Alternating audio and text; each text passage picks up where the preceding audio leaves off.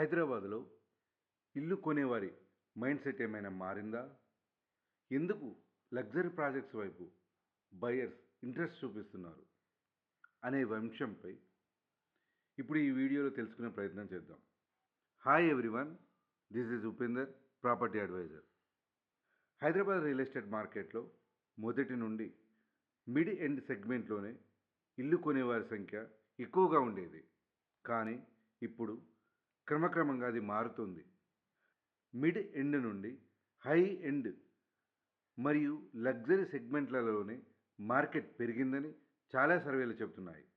45 లక్షల లోపు బడ్జెట్ హౌసెస్గా 45 లక్షల నుండి కోటి రూపాయల వరకు మిడ్ ఎండ్గా చూస్తారు.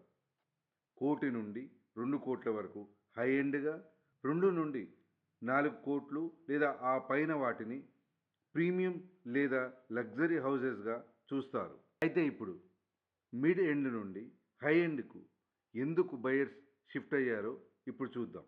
చాలామంది స్టేటస్ సింబల్ కోసం మిడ్ ఎండ్ నుండి హై ఎండ్ ప్రాజెక్ట్స్ వైపు మొగ్గు చూపుతున్నారు.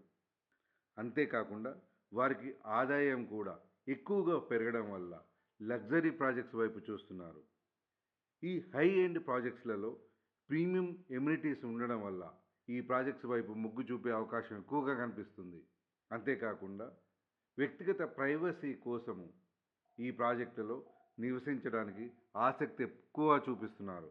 ఈ కారణాల వల్ల ఇన్వెస్టర్స్ మైండ్ సెట్ అనేది మిడ్ ఎండ్ నుండి హై ఎండ్కు షిఫ్ట్ అయిందని కొన్ని సర్వేల ద్వారా మనకు తెలుస్తూ ఉంది. అయితే ఈ సదుపాయాలు మొత్తము మిడ్ ఎండ్ ప్రాజెక్టులలో ఉండవా అంటే ఉంటాయి. కానీ వాటితో పోలిస్తే హై ఎండ్ ప్రాజెక్టులలో ఎక్కువ ఫెసిలిటీస్ ఉండడం వల్ల బయర్స్ అనేది అక్కడ ఆసక్తి చూపిస్తున్నారు.